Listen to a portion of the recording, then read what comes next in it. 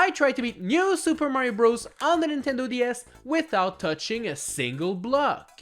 Brick blocks, question blocks, donut blocks, snake blocks, all of these Mario blocks must be avoided at all costs. So, can we do it? Well, let's find out. World 1-1 features a couple blocks on the way, and with those Goombas all over the place, I had to be careful and wait for them to clear out the area before making my way under all those blocks. Thankfully, it wasn't too bad, except for one part, but you know what, I'll tell you all about it a bit later. 1-2 is taking place underground, and the level starts off with Mario falling down right onto blocks. Ugh, this isn't cool. Thankfully, we can kinda slide on the right wall there and land without actually touching the block, or at least that's what I think. It looks like Mario's model is barely touching it a bit, but the collision clearly is on the floor and not the block, which means we're okay. The rest of the level won't be easy though, because there are brick blocks all over the place. Like, look at this, who puts that many blocks in their levels? Unacceptable. I even had to use a Koopa shell to break open a path over there, because otherwise I was just done for. 1-3 was full of mushroom platforms and bouncy things, but the few blocks on the way were quite easy to dodge. 1-tower is up, and this one was actually quite simple. We can just jump from one platform to the next until we get to the top. 1-4 was actually a pretty interesting level. You see, everything is normal, up until we get to this part. Look at all those blocky blocks, how am I expected to dodge them all? Well, here's the thing, 1-4 actually features a mini mushroom, which we can get from this block there. But how does one get a power up without touching a block? Well, by throwing a Koopa shell at it. And now that we have this mini mushroom, we'll have to jump on this red Koopa, bounce for a little while, and then get a lot of momentum to land on the other side, and it works! That was insanely scary and very difficult, but it worked. 1-5 featured more bouncy stuff, and as Mini Mario, you bounce quite high, so let's just avoid landing on a block. 1-Castle does feature a few blocks here and there, but to be honest, it was actually pretty easy to dodge them all. World 2-1 features a bunch of pokies, and while I did manage to jump above the first one, this next one is just impossible to deal with. Mini Mario is not gonna save me here, so I went back to previous levels and used some red rings and some Koopa shells to get myself a fire flower. And now that I can burn down all of the pokies, I can make my way to the end while avoiding all of the blocks. 2-2 was an easy level, although it did feature a couple blocks here and there. 2-3, the sewer level, was not very difficult, up until the very end where the game expects you to hit this red switch to then walk on the red blocks. That's highly illegal, but also unnecessary, because you can just get rid of the plant with some fireballs and then land right there, which means we're all good. 2-4 was actually not too bad, but near the end, you have to hit a block to get to a switch, and the only way to do it is by using a Koopa shell. And thankfully, there are some Koopas around it, so no worries. 2-Tower starts off by forcing you to get on top of blocks to proceed through the level, and I totally don't want to do that, but with a mini mushroom, we can do a wall jump and skip them. Keep the mini mushroom close, as you'll need it to get inside the red pipe at the end of the stage. Normally, you can hit those blocks, but since we can't, we'll have to ground pound the dry bones and do a wall jump in the pipe. It's pretty precise, but it works. 2-5 contains a new type of enemies, block hoppers. These guys are literally blocks that can move and jump at you, truly scary. Some jumps here will be precise and a bit difficult, but with the low gravity given by the mini mushroom, everything is possible. 2-6 was super simple, and 2-Castle wasn't actually too bad either. World 3-1 takes place underwater, leaving us with plenty of space to swim around the blocks, meaning this level was actually easy.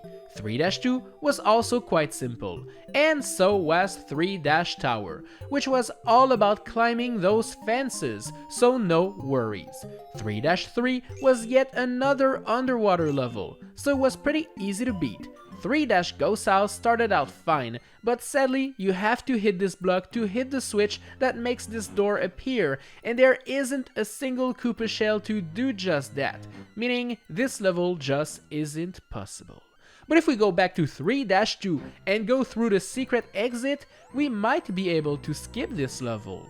3-B was full of pipes and plants, but blocks were easy to dodge. 3-C was also kinda simple, but this big fish is really annoying, not gonna lie. And hey, look at that! A path that skips 3-Ghost House and leads us to 3-Castle. Nice! This level features a bunch of skewers to avoid and also features some donut blocks, which we can't stand on, so let's just swim under or jump above. World 4-1 features a lot of spiders and some poison water we cannot touch, but the real problem is over there, where there's tons of blocks and the only way to dodge them all is by bouncing on the spiders. It's very difficult and precise, but it is possible. 4-2 features a lot of mushrooms, but very few blocks, and 4-3 is an underwater level, so you bet this one was actually quite simple. 4-Tower was super easy, as it's a level that's all about climbing some fences while avoiding lava. 4-4 features this section with all of those donut blocks, and the only way to dodge them all is by bouncing on this wiggler, which is way harder than it looks, but anyways, after that you have to hit this block to go up, which is illegal. Maybe a mini mushroom could help. And yes, it really helped out. Even the wiggler section is now super easy. 4-Ghost House was pretty simple up until I reached this part where I'm supposed to hit a switch to then stand on the red blocks to enter the door. But obviously we can't do that. What's up with those ghost houses? They are not cool.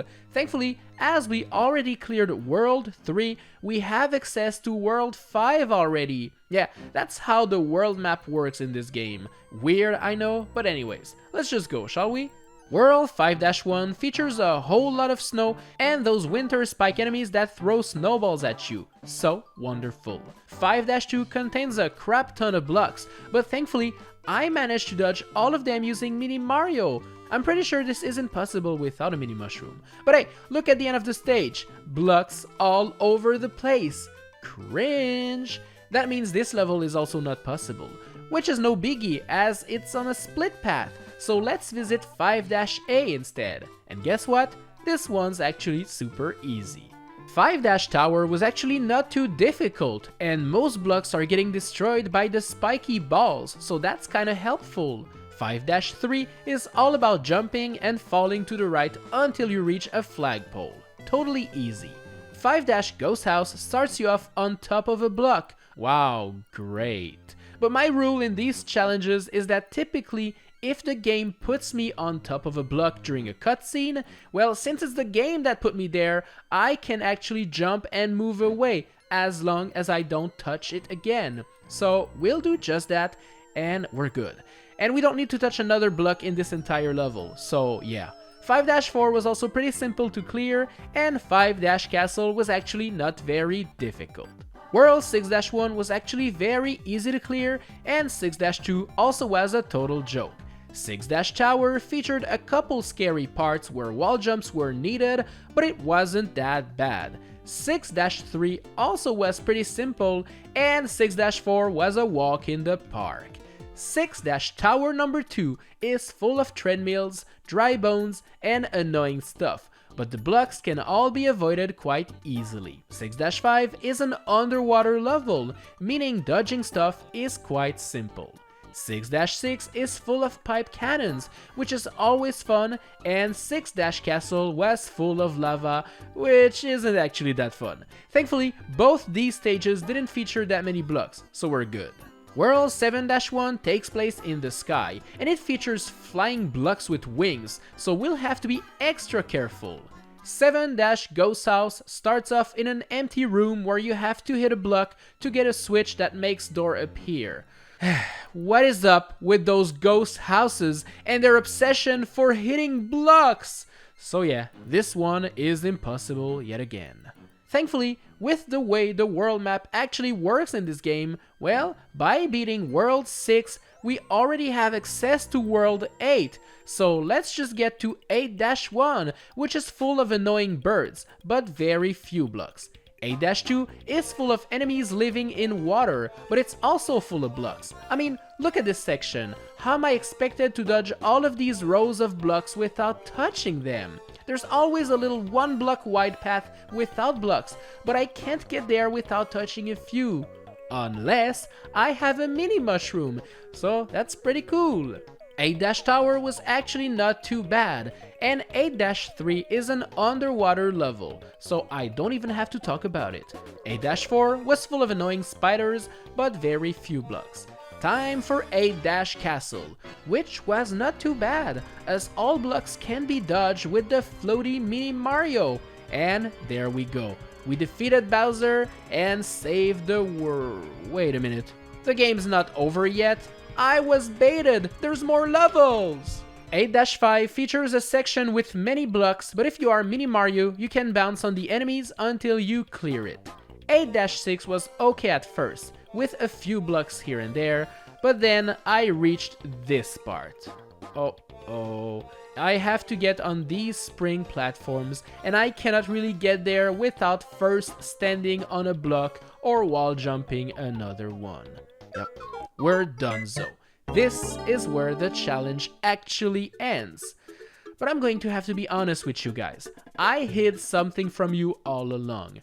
Remember how I told you earlier that I'd come back and tell you something about World 1-1? Well, now's the time. Here is what the ending part of World 1-1 actually looks like. Yep, blocks everywhere. The very first level was already impossible to clear blockless.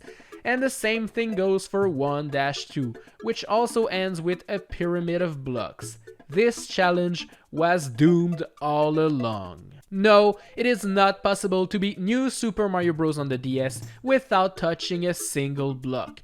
The very first level killed us. But I'm glad I kept on playing though, because there were so many sections that were super fun to play, and dodging blocks is always super fun. And if you want to know, I did play the levels after 8-6, and 8-Tower number 2 is a stage where you have to stand on a snake block. And without any flying power-ups available in the game, well, this level would also have killed a run. And guess what? The final 8-Bowser level also requires you to hit some blocks in order to get to that switch. So yeah, forget about it. Thanks a lot for watching this video. I hope you enjoyed it. If you did, smash like and subscribe for more in the future, and I'll see you in the next one. Bye!